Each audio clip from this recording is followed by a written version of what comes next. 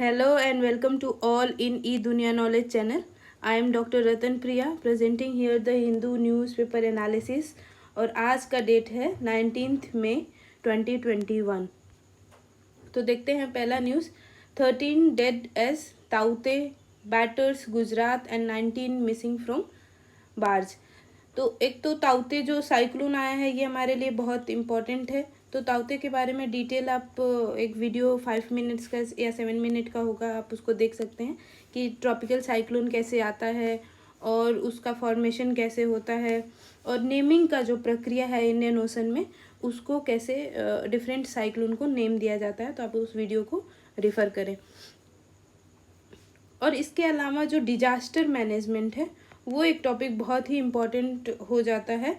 तो disaster management है जो है वो GS3 में आता है और इसके रिगार्डिंग जैसे कि NDM में है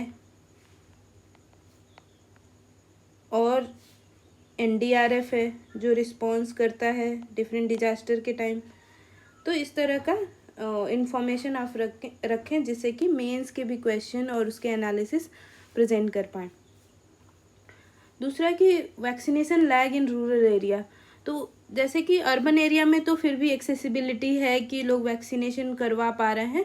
रूरल एरिया में अभी इंफ्रास्ट्रक्चर या सेंटर्स इतने नहीं बनाए गए हैं और सेंटर्स हैं भी तो वहाँ पे वैक्सीन के डोजेज अवेलेबल नहीं हैं और इसीलिए इस तरह का लैग देखा गया है कि रूरल एरिया में वैक्सीनेशन जो प्रोसेस है वो स्लो है।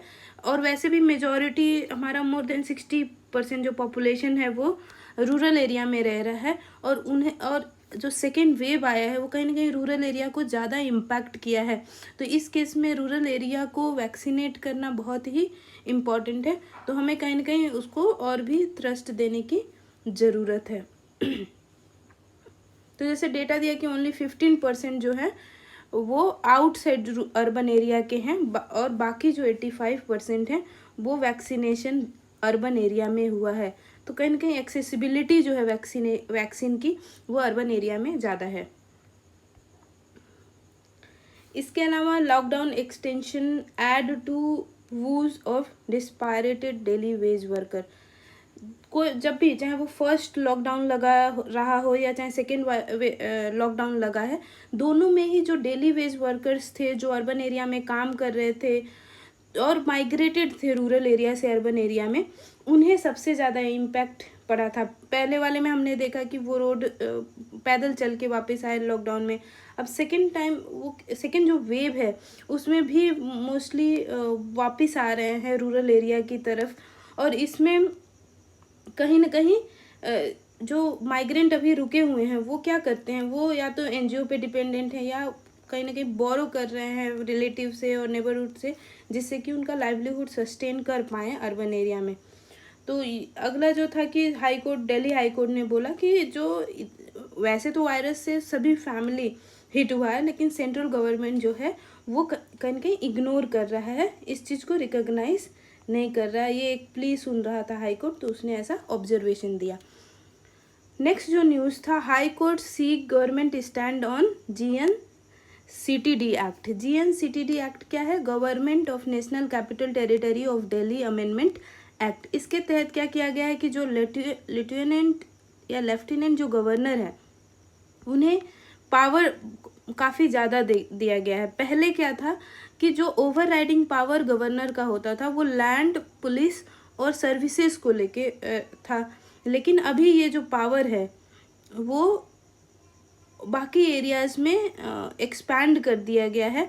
ये कहीं ना कहीं जो हारमोनी है बिटवीन ए सेंटर और स्टेट या हारमोनी जो गवर्नर और इलेक्टेड गवर्नमेंट इन दिल्ली होना चाहिए था उसके अगेंस्ट है। इसके पहले एक सुप्रीम कोर्ट का जजमेंट आया था जिसमें बोला था कि जो इलेक्टेड गवर्नमेंट होगा दिल्ली में उसका पावर होगा मेजॉरिटी, और कुछ रीजन में कुछ एरियाज़ में जहाँ कहा गया है कि गवर्नर का पावर होगा वहाँ बस गवर्नर का पावर ओवर राइडिंग होगा, अदरवाइज नहीं होगा। तो ये एक्ट पढ़ने की ज़रूरत है डिटेल में। कभी अगर लगेगा कि इसको डिटेल में पढ़ना है तो हम आगे पढ़ेंगे। दूसरा है कि एक न्यूज़ था नागालैंड में कि एक NSCN-IM NSCN जो IM है, ये जो है इन्होंने क्या किया है कि RTI एक्टिविस्ट थे, उन्होंने एक डिटेल मांगा कि जो एक्सपेंडिचर किया है ऑटोनॉमस डिस्ट्रिक्ट काउंसिल ने, उसके रिगार्डिंग RTI के तहत डिटेल मांगा। तो इस ग्रुप ने कहीं ना कहीं इसके ऊपर एक्सटॉर्शन और इस तरह का प्रेशराइज करने का काम किया है, और जिससे वहाँ के लोकल लोग, नागालैंड के जो लोकल लोग हैं, उन्होंने इस वाले ऑर्गेनाइजेशन को क्रिटिसाइज किया है। तो कहीं ना कहीं ये अच्छा ऐसा सिंबल है कि सिविल सोसाइटी कहीं ना कहीं ट्रांसपेरेंसी को डिमांड कर रहा है या गुड गवर्नेंस को डिमांड कर रहा है। तो जो NSCN है वो इंसर्जेंट ग्रुप है, national socialist council of Nagaland, ये नागालैंड का इंसर्जेंट ग्रुप है, और ये नॉर्थ ईस्ट में इनसिक्योरिटी के लिए काफ़ी जाना जाता है, क्लैशेस होते हैं फोर्सेस के साथ। तो इनका जो ऑपरेशन है लोगों के पे, जैसे एब्डक्शन कर लेते हैं, हरास करते हैं, थ्रेटन करते हैं लोगों को, तो कहीं ना कहीं लोग जब अंदर से सोसाइटी से अपने आप में वॉइस आएगा इसके खिलाफ, तो ये एक अच्छा पॉजिटिव साइन है नॉर्थ ईस्ट में। कहीं ना कहीं ये जो साइन है वो नॉर्थ ईस्ट में हेल्प करेगा इन सारे इंसर्जेंट ग्रुप के साथ के अगेंस्ट काम करने में। अगला जो है वक्फ बोर्ड सीक प्रोब इन बाराबंकी मॉस्क डिमोलेशन। एक मॉस्क था जो एडमिनिस्ट्रेशन कह रहा है कि इलीगल ऑक्यूपेशन था और उसको इसलिए डिमोलिश किया गया है, तो वहीं वक्फ बोर्ड कह रहा है कि नहीं, उसमें कहीं ना कहीं कोई एक पहले जजमेंट था हाई कोर्ट का कि इस तरह नहीं डिमोलिश किया जाएगा, उसका वायलेशन है। तो इसके रिगार्डिंग एक प्रोब मांगा है, आगे जो होगा फर्दर हम देखेंगे। तो ये दिखाता है कि कैसे अगर रिलीजियस कोई प्लेस इंक्रोच कर रहा है और अगर वो इंक्रोचमेंट हटाया जा रहा है एडमिनिस्ट्रेशन के द्वारा, तो वो कहीं ना कहीं राइट स्पिरिट में नहीं लिया जाता है। तो ये एक डिलेमा का सिचुएशन होता है। वैसे किसी भी को लॉ फॉलो करना चाहिए, चाहे वो डिमोलिश करने की बारी रिलीजियस क्या कहते हैं स्ट्रक्चर की ही क्यों ना हो। कुछ IR से रिलेटेड देख लेते हैं न्यूज़। तो ढाका जो है कुछ कंसाइनमेंट मेडिसिन और प्रोटेक्टिव गियर इंडिया को हेल्प करने के लिए भेजा है, जो एक तरह से हम ढाका हमारा एक बहुत फ्रेंडली, बांग्लादेश जो है वो फ्रेंडली नेबरहुड है, तो इसका हम राइट स्पिरिट में एग्जाम्पल यूज कर सकते हैं GS2 में अगर इंडो बांग्लादेश रिलेशनशिप के बारे में पूछा जाए। अगला जो है कि कई दिन से चल रहा है जो गाजा कॉन्फ्लिक्ट, यानी कि इजराइल और पैलेस्टाइन के बीच जो कॉन्फ्लिक्ट चल रहा है वो कंटिन्यूअस अभी चल ही रहा है, दोनों ही तरफ से बमबारी और अटैक्स हो रहे हैं। जो बाइडेन ने इसी के रिगार्डिंग बोला है कि सीज फायर कहीं ना कहीं होना चाहिए फ्यूचर में, और उसके लिए क्या किया जाए, उन्होंने नेतन्याहू से बात की। US जो है चाह रहा है कि US सोच रहा है अभी कि 80 मिलियन जो वैक्सीन है वो दूसरे कंट्रीज़ को भेजा जाए। वो एस्ट्राजेनिका, फाइजर, मॉडर्ना और जॉनसन एंड जॉनसन, ये 4 जो वैक्सीन है US इसके जो डोजेज हैं एडिशनल उसके पास, वो बाहर की कंट्रीज़ को सप्लाई करेगा। कहीं ना कहीं ये US की डिप्लोमेसी दिखती है टू आउटसाइड कंट्री। श्रीलंका में क्या हुआ कि Sri Lanka China bagged tax haven clear final hurdle. एक जो पोर्ट डेवलप कर रहा है चाइना, उसके रिगार्डिंग एक बिल आया था, तो वहाँ के कोर्ट ने उसको क्लीन चिट दे दिया है और बस ये सजेशन दिया है कि कुछ चेंजेस होना चाहिए। तो इसमें क्या है कि the largest single investment in Sri Lanka is one of the several massive Asian infrastructure project funded by China. तो ये जो कोलंबो सिटी पोर्ट है ये श्रीलंका का सबसे लार्जेस्ट फॉरेन इन्वेस्टमेंट है। इसमें चाइना का शेयर काफ़ी ज़्यादा है और इसको एक तरह से माना जा रहा है कि ये डेब्ट ट्रैप डिप्लोमेसी है चाइना का, कि पहले तो चाइना इन्वेस्ट कर लेगा लेकिन बाद में वो कहीं ना कहीं इनडायरेक्टली श्रीलंका को चाइना कंट्रोल करेगा। तो वो देखना होगा कि ये डेब्ट ट्रैप डिप्लोमेसी कब तक चलता है। और इंडिया के लिए थोड़ा सा कंसर्न है कि अगर इस तरह का चाइनीज़ कंट्रोल इस इंडिया के नेबरहुड कंट्री श्रीलंका में आएगा तो इंडिया कैसे उसको फाइनली काउंटर करेगा। PM Modi speak to district magistrate of 46 district. तो ये प्राइम मिनिस्टर मोदी ने बात किया, उन्होंने कुछ चीज़ें बहुत ही अच्छी बोली हैं जो प्लानिंग के पर्सपेक्टिव से इम्पॉर्टेंट है डिस्ट्रिक्ट लेवल पे। तो उन्होंने बोला कि लोकल इनोवेशन को प्रमोट करना चाहिए। इससे क्या होगा कि लोकल इनोवेशन किसके रिगार्डिंग, कि कैसे वैक्सीन सप्लाई और कैसे वैक्सीन के वेस्टेज को प्रिवेंट किया जा सके।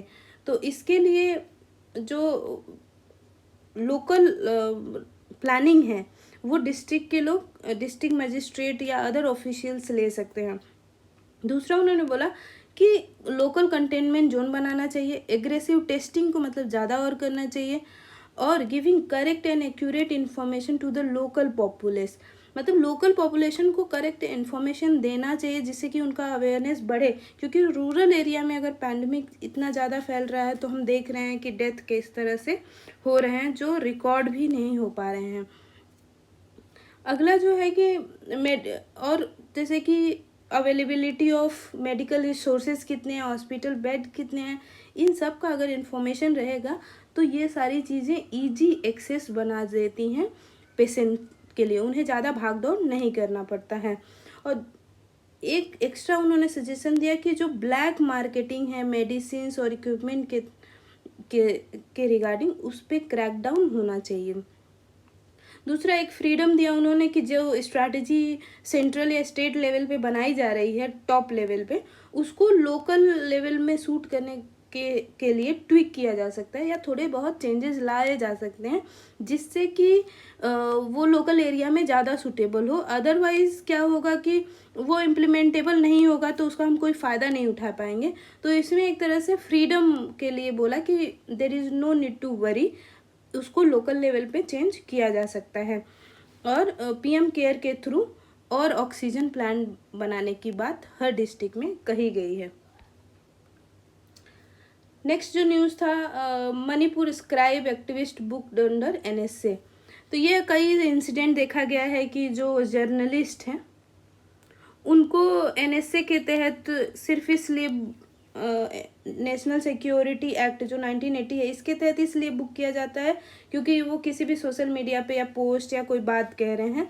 तो यहाँ पे जो कॉन्फ्लिक्ट आता है आर्टिकल 19 कॉन्स्टिट्यूशन का, जो right to freedom of speech देता है, और कैसे मतलब इसको प्रमोट करने की बजाय उसको दबाया जा रहा है ये स्ट्रिंजेंट एक्ट को अप्लाई करके। तो यहाँ पे हमें एक बैलेंस की ज़रूरत है। किसी भी डेमोक्रेटिक कंट्री में फ्रीडम ऑफ स्पीच, डिसेंट और कोई भी ओपिनियन रखने का सबका अधिकार है, चाहे वो लोग सपोर्ट में हों या लोग अपोजिशन में हों। इसमें जो उन्होंने जो ये एक्टिविस्ट है इन्होंने जो डाला था उसके रिगार्डिंग की स्टेट जो मणिपुर के स्टेट बीजेपी चीफ थे वो उनका डेथ हो गया था, और उन्होंने पहले कोई बात कही थी कि जो काऊ यूरिन और डंग है वो कहीं ना कहीं क्योर करता है, कहीं ना कहीं बीजेपी के कुछ कुछ लीडर ऐसा बोलते रहते हैं। तो इनके मरने पे ही उसको रिफ़र करते हुए उन्होंने बोल दिया कि काऊ यूरिन और डंग जो है क्योर नहीं करता इन्फेक्शन। तो हमें पर्सनली अपने लाइफ में भी हमेशा साइंटिफिक और रैशनल चीज़ें बिलीव करनी चाहिए। साइंटिफिक और रैशनल चीज़ें अगर नहीं हैं तो उन्हें हमें ब्लाइंडली कभी भी किसी के कहने पे फॉलो नहीं करनी चाहिए। ये हर किसी के लिए बहुत इम्पोर्टेंट है। आगे जो है इलेक्टोरल बॉन्ड। तो इलेक्टोरल जो बॉन्ड है वो इस वाले जो 5 स्टेट के इलेक्शन हुए हैं कुछ दिन पहले, इसमें देखा गया है कि 695 करोड़ की फंडिंग इलेक्टोरल बॉन्ड के तहत आई है, और ये अब तक का किसी भी असेंबली पोल के लिए हाईएस्ट है।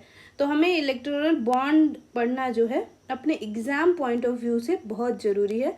तो इसके लिए मैं एक सेपरेट 4 या 5 मिनट का वीडियो आज या कल में डाल दूंगी, बट एक जनरल ओवरव्यू देख लेते हैं। तो एसबीआई जो है इसको इशू करता है। दूसरा जो है ये इसका जो बॉन्ड होता है वो 1000, 10,000, 1 लाख, 10 लाख या 1 करोड़ के ही मल्टीपल में होता है। और इसको कौन ले सकता है? इंडियन सिटीजन ले सकता है या इंडियन कंपनी ही बोरो कर सकती है। इसके रिगार्डिंग और भी एडिशनल इन्फॉर्मेशन है, वो हम सेपरेट वीडियो में डाल देंगे। एडिटोरियल अब डिस्कस करते हैं। एडिटोरियल जो था वो साइक्लोन के बारे में 2-3 दिन से ताउते आया हुआ है, तो कहीं ना कहीं ये काफ़ी डिजास्ट्रस अभी तक प्रूफ हुआ है। तो इसके बारे में इसमें लिखा हुआ है कि कहीं ना कहीं मिलियन ऑफ जो लोग थे इन जिन एरियाज़ में साइक्लोन आया है, जैसे कि महाराष्ट्र, गुजरात, मध्य प्रदेश के कुछ पार्ट, राजस्थान के कुछ पार्ट, तो ये सब जो एरिया थे, गोवा, ये पहले से कोरोना वायरस से तो स्ट्रगल कर ही रहे थे। इनको जो ताउते आया इसने एक एडिशनल बर्डन दे दिया है और इसकी वजह से उनका लाइफ और भी हैम्पर करेगा। तो इन्होंने बोला कि कहीं ना कहीं इस वाले डिजास्टर में देखा गया है कि हमारा जो रिस्पांस था वो काफ़ी अच्छा देखा गया और इसका जो क्या कहते हैं एट्रीब्यूशन है, मतलब कि क्यों हम अच्छा रिस्पांस कर पा रहे हैं, कहीं ना कहीं हमारे पास ट्रेंड फोर्सेस थे। तो हमने क्या लगाया था, NDRF, SDRF लगाया था और ये स्पेशलाइज्ड हैं डिजास्टर में रिस्पांस करने के लिए। तो इसका इम्पोर्टेंस है, कहीं ना कहीं हमें ये ट्रेनिंग जो है फर्दर स्ट्रेंथन करना चाहिए। दूसरा जो IMD ने बोला कि IMD जो है इम्पैक्ट बेस्ड साइक्लोन वार्निंग अब इशू कर रहा है। तो जब impact based cyclone warning issue कर रहा है वो दिसंबर और अक्टूबर और दिसंबर सेशन के लिए, तो इसमें क्या फ़ायदा होगा कि पहले से अगर बता देगा कि ये इकोनॉमिक जो चीज़ें हैं या इंफ्रास्ट्रक्चर हैं उसको ये वाला साइक्लोन इम्पैक्ट करेगा इस रीजन में, तो पहले से हम उसके लिए प्रिवेंटिव मेजर ले लेंगे। तो जो इम्पैक्ट है साइक्लोन का इकोनॉमिक लॉस पे वो कम होगा और फाइनली इकोनॉमिक जो लॉस होगा वो बहुत ही कम हो जाएगा। तो इससे हम क्या कर पाएंगे कि जो डिजास्टर इम्पैक्ट है वो इंफ्रास्ट्रक्चर पे, पॉपुलेशन पे, लैंड यूज पे और सेटलमेंट पे, इन सब पे कम देख सकते हैं। तो इसके लिए इसमें सजेस्ट किया गया है कि ग्राउंड मैपिंग ऑफ वल्नरेबिलिटी होनी चाहिए किसी भी डिजास्टर को एड्रेस करने के लिए। दूसरा है कि क्लाइमेट प्रूफिंग, जैसे कि आजकल क्लाइमेट जैसे चेंज हो रहा है और क्लाइमेट चेंज का इम्पैक्ट देखा गया है कि ट्रेडिशनली बे ऑफ बंगाल में हमेशा साइक्लोन आते थे और अरेबियन सी में बहुत कम या बहुत माइनर साइक्लोन आते थे, लेकिन 2-3 सालों से देखा गया है कि अरेबियन सी में ज़्यादा साइक्लोन आने लगे हैं और वो काफ़ी ही सेवेरे साइक्लोन आने लगे हैं जिनका इम्पैक्ट काफ़ी हार्मफुल है। तो उसमें हमें क्या करना है कि क्लाइमेट प्रूफिंग लाइफ और ड्वेलिंग बनानी पड़ेगी कि हम कैसे क्लाइमेट चेंज को एडॉप्ट कर पाएँ या इस तरह के जो डिजास्टर चेंज हो रहे हैं उसको एडॉप्ट कर पाएँ। मल्टी सेक्टोरल अप्रोच अपनाने की ज़रूरत है किसी भी डिजास्टर को एड्रेस करने के लिए। उस मल्टी सेक्टोरल में क्या क्या हमें करना पड़ेगा, अपने हाउसेस का डिज़ाइन वहाँ के डिजास्टर जो आ रहे हैं उसके अकॉर्डिंग बनाना चाहिए। जैसे कि अर्थक्वेक आता है तो अर्थक्वेक रेजिस्टेंस होम बनाने चाहिए। उसी तरह जो स्टॉर्म शेल्टर बनाने चाहिए कि जब भी रेस्क्यू किया जाए तो लोगों को शेल्टर दिया जा सके। अर्ली वार्निंग सिस्टम होना चाहिए। फाइनेंशियल प्रोटेक्शन होना चाहिए कि जिससे कि लोग वापस जिनका रिहैबिलिटेशन किया जा सके। तो उसके रिगार्डिंग क्या करना चाहिए, हमारे एसेट्स और प्रॉपर्टी का इंश्योरेंस करना चाहिए। नेक्स्ट है अभी रिसेंट में एक WHO ने बोला है कि जो ये प्लाज्मा थेरेपी थी वो कारगर नहीं है कोविड के खिलाफ। तो ICMR ने ये जो आइडिया था प्लाज्मा थेरेपी को उसको ड्रॉप कर दिया कि यानी अब प्लाज्मा थेरेपी COVID-19 के लिए ना किया जाए क्योंकि ये कहीं ना कहीं हेल्पफुल नहीं है। इसके रिगार्डिंग बहुत सारे स्टेप लिए जा रहे थे कि डोनर और रेसिपिएंट के लिए एक ऐप बना दिया गया था। ब्लैक मार्केटिंग लेकिन इसकी वजह से ज़्यादा बढ़ गई थी और इसकी वजह से और एक तो एडिशनली कहीं ना कहीं ये जो प्लाज्मा वर्क नहीं कर रहा था और लेकिन लोगों में एक टेंडेंसी हो गई थी कि क्वालिटी ऑफ प्लाज्मा अच्छा नहीं है इसलिए ट्रीटमेंट नहीं हो पा रहा है। तो ये सारे जो कन्फ्यूजन्स थे वो अभी एकदम ख़त्म कर दिए गए हैं कि प्लाज्मा थेरेपी जो है वो सक्सेसफुल नहीं है। इसको लैंडसेट ने भी बोला है कि ये बेनिफिशियल नहीं है। और कहीं ना कहीं ये भी बात कही गई है कि कहीं ऐसा तो नहीं कि जो प्लाज्मा थेरेपी चल रही थी उसकी वजह से जो कोरोना वायरस म्यूटेट कर रहा है उसको हेल्प मिला हो। तो खैर ये फर्दर रिसर्च की ज़रूरत है। तो इस तरह हमें कभी भी, इसके अलावा बहुत सारी प्रैक्टिसेस हो रही हैं, जैसे कि हाइड्रोक्लोरोक्वीन है, एंटी पैरासिटिक जो ड्रग है, इवरमेक्टिन जो है, ये जो दोनों ड्रग हैं क्या ये सच में अप्लीकेबल हैं कोरोना के खिलाफ या नहीं, ये सब भी हमें अभी फर्दर रिसर्च की ज़रूरत है और इसके लिए एविडेंस बेस्ड रिसर्च की ज़रूरत है। तो इस वाले आर्टिकल में बस इतना ही ये बोला गया था। आगे अगला जो था वो tracking pandemic in the rural area. First wave में मोस्टली जो पैंडमिक था वो अर्बन एरिया में था और माइग्रेंट्स जो थे, जो अर्बन एरिया में गए हुए थे रूरल एरिया से, वो उनको फोर्स होना पड़ा वापस आने के लिए रूरल एरिया में। लेकिन जब सेकेंड वेव आया तो सेकेंड वेव सिर्फ अर्बन एरिया में ही नहीं रहा, वो रूरल एरिया में भी इम्पैक्ट किया। तो कहीं ना कहीं इसका जो दोहरा मतलब इम्पैक्ट रूरल एरिया को फर्स्ट फेज में भी झेलना पड़ा और सेकेंड फेज में भी झेलना पड़ा। तो मोस्टली ये जो केसेस आ रहे हैं रूरल एरिया के, वो उन एरिया में आ रहे हैं जैसे कि बिहार, उत्तर प्रदेश, वेस्ट बंगाल, झारखंड, उड़ीसा। और ये एरिया में सबसे बड़ी प्रॉब्लम है, यहाँ लो अवेलेबिलिटी ऑफ हेल्थ प्रोफेशनल है, मतलब डॉक्टर्स की कहीं ना कहीं बहुत कमी है। मोस्टली डॉक्टर जो होते हैं वो अर्बन बेस्ड होते हैं। Low level of health infrastructure, यहाँ इस वाले रूरल रीजन में क्या होता है कि जो हेल्थ इंफ्रास्ट्रक्चर है और स्पेशली टर्शियरी हेल्थ इंफ्रास्ट्रक्चर जो एकदम अब्सेंट होता है, और प्राइमरी और जो कम्युनिटी सेंटर्स हैं वो भी बहुत अच्छे से काम नहीं कर रहे होते हैं। नेग्लेक्ट ऑफ प्राइमरी केयर और complete apathy and lack of governance in improving health infrastructure despite knowledge of second wave. अगर गवर्नमेंट, दोनों ही सेंटर चाहे स्टेट हो, जब सबको पता था कि सेकेंड वेव आने वाला है, तो उसके बावजूद भी अगर एपैथी गवर्नमेंट का दिखा है हेल्थ इंफ्रास्ट्रक्चर के तहत, तो कहीं ना कहीं ये सारे जो फैक्टर हैं वो कंट्रीब्यूट किए हैं रूरल एरिया में स्प्रेड होने के लिए। तो इन्होंने कुछ डेटा दिया है कि कैसे जो फंक्शनल कुछ सब सेंटर्स जो हैं बिहार में वो कैसे नॉन फंक्शनल हैं, उसी तरह जितनी कैपेसिटी है प्राइमरी हेल्थ सेंटर की वो भी पूरी तरह काम नहीं कर पा रहे हैं, मतलब लो कैपेसिटी में काम कर रहे हैं।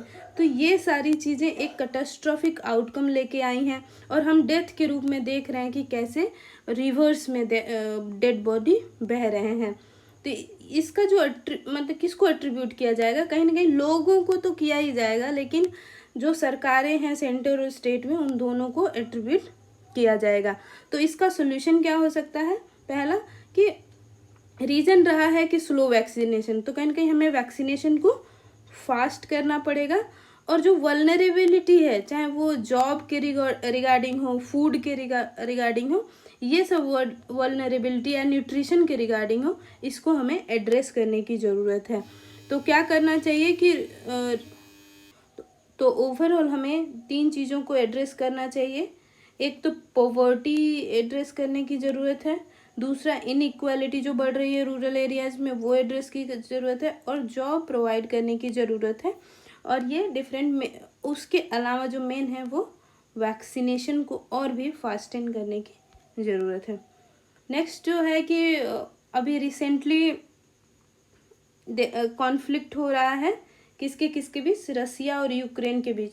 2014 में क्या हुआ था कि रसिया और जो यूक्रेन था, रसिया जो है यूक्रेन का एक पार्ट है जो क्रीमिया, उसको एनेक्स कर लिया था। बट रिसेंटली जो है रसिया फिर से यूक्रेन के बॉर्डर पे कॉन्फ्लिक्ट क्रिएट कर रहा है, जिसको एक जियोपॉलिटिकल सिचुएशन की तरह से देखा जा रहा है, क्योंकि कोई भी डायरेक्ट कॉन्फ्लिक्ट अभी कोई रीज़न नहीं रसिया बता रहा है कि क्या रीज़न है इस स्टेप के बिहाइंड। तो देखते हैं कि डिफरेंट स्टेक होल्डर क्या है। तो ये तो हो गया कि इलीगल एनेक्सेशन क्रीमिया को किया ही था। अभी जो है ये रसिया जो है कुछ सेपरेटिस्ट ग्रुप है, कहाँ पे, ये डोनेक्स और लुहांस्क रीजन में, उसको रसिया सपोर्ट करता है और जो यूक्रेन गवर्नमेंट के खिलाफ फाइट करते हैं। तो रसिया जो कह रहा है, जो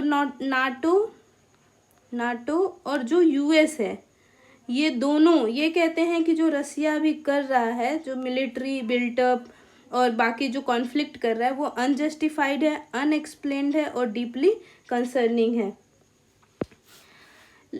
और यूक्रेन का क्या स्टैंड है? यूक्रेन का जो के प्रेसिडेंट जो जेलेंस्की है, उन्होंने बोला कि जो करंट टेंशन है, it will give an opportunity for push towards NATO membership. मतलब कि अगर रसिया इस तरह से मिलिट्री बिल्टअप उसके बॉर्डर रीजन पे करता रहेगा या प्रोवोक करेगा उनके जो सेपरेटिस्ट ग्रुप हैं विद इन यूक्रेन, तो यूक्रेन को कहीं ना कहीं नाटो का हेल्प लेना पड़ेगा या फोर्स करे उसके खिलाफ लड़ने के लिए। तो ये कहीं ना कहीं फोर्स करेगा, ये अपना उन्होंने स्टैंड लिया है।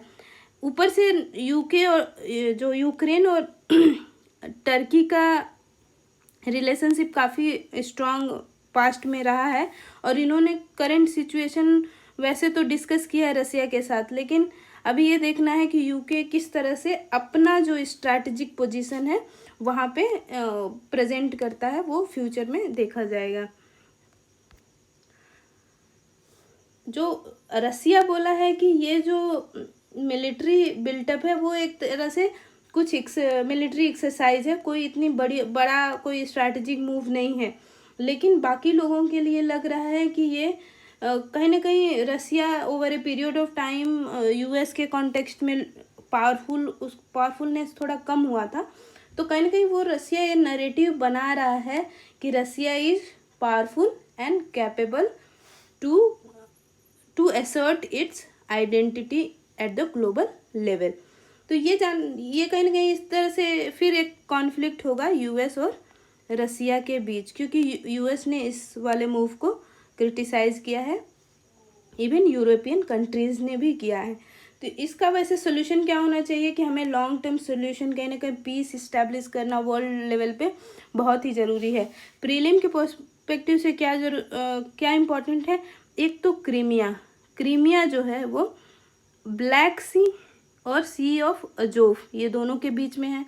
दूसरा इम्पोर्टेंट इंफॉर्मेशन ये है कि जो डोनेक्स और लुगांस्क जो है, जहाँ पे रसिया सेपरेटिस्ट ग्रुप है यूक्रेन के, वो रसिया बैक कर रहा है, इसका लोकेशन जो देखना पड़ेगा वो ये रसिया के ही बॉर्डर पे है।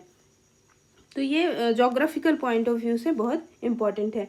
अगला कुछ क्वेश्चन पूछे जा सकते हैं कि ब्लैक सी के अराउंड कौन कौन से कंट्री हैं? तो यूक्रेन है, रसिया है, जॉर्जिया है, टर्की है, बुल्गारिया है, रोमानिया है और बस। तो ये 1 2 3 4 5 6 कंट्रीज़ हैं जो ब्लैक सी के सराउंडिंग में है। तो ये हमारे एग्जामिनेशन पॉइंट ऑफ व्यू से बहुत ही इम्पोर्टेंट है। नेक्स्ट कुछ और छोटे छोटे जो ये दिए हुए थे एडिटोरियल, जो इतनी इम्पोर्टेंट तो नहीं है बट लेकिन जानना चाहिए कि ओवरऑल वो क्या कह रहे हैं।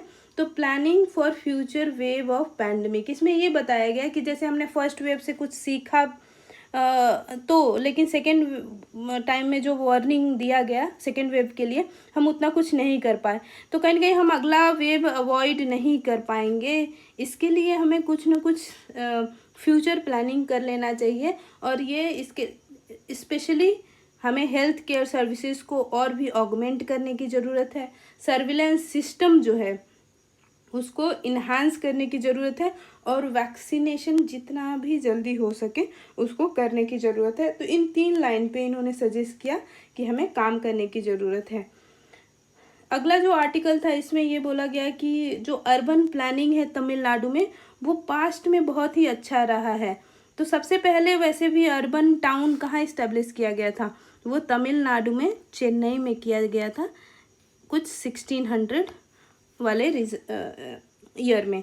तो जो पास्ट है तमिलनाडु का वो अर्बन प्लानिंग में जाना जाता है। तो इन्होंने सजेस्ट किया कि जो न्यू गवर्नमेंट आई है उन्हें लीड करना चाहिए या फिर से वो एग्जाम्पल सेट करना चाहिए कि कैसे तमिलनाडु कैपेबल है ये क्या कहते हैं कि अर्बन प्लानिंग के लिए। इंगेज विथ यूएस, अगला जो है इंगेज विथ यूएस प्रोग्रेसिव। इसमें ये कहा गया है कि जैसे यूएस पहले ट्रिप्स वेवर, जैसे पहले इंसिडेंट जान लेते हैं कि इंडिया और साउथ अफ्रीका जो है WTO में गए हैं ट्रिप्स के रिगार्डिंग कि जितना भी वैक्सीन कोविड रिलेटेड वैक्सीन और ड्रग इनोवेट किया जाएगा उसको वेव कर दिया जाए पेटेंट राइट से, जिससे कि सस्ते दामों पे इसको अवेलेबल किया जा सके। तो पहले यूएस अपोज कर रहा था बट स्लोली इंडिया ने परसुएड किया और यूएस अभी इंडिया के इस स्टैंड को WTO में सपोर्ट कर रहा है। तो इसमें यही सजेस्ट किया गया कि इसको हमें और फर्दर परसुएड करने की ज़रूरत है जिससे हम प्रोग्रेसिवली यूएस को इंगेज कर पाएँ in favour of India. Thank you friends. अगर वीडियो अच्छा लग रहा है और आपको कुछ और चाहिए और सजेस्ट कर सकते हैं कि कैसे इम्प्रूव करना है, तो इसको आप कमेंट बॉक्स में बताइए ज़रूर कि कैसे इम्प्रूव कर सकते हैं। और दूसरा, ज़्यादा से ज़्यादा अपने फ्रेंड्स और जो भी आपके नॉलेजेबल लोग हैं जिनको भी थोड़ा भी नॉलेज गेन करने की ज़रूरत है उनके लिए शेयर करें जिससे कि हमें भी इंकरेजमेंट मिले। Like and subscribe the channel.